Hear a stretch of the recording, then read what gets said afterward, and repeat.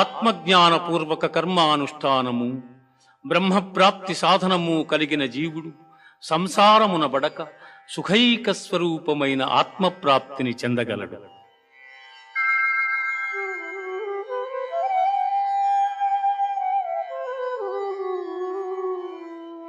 లోకేస్మిన్ వివిధా నిష్ఠా పురా ప్రోక్తా మయా నఘ జ్ఞానయోగేన సాంఖ్యానాం కర్మయోగేన యోగినాం.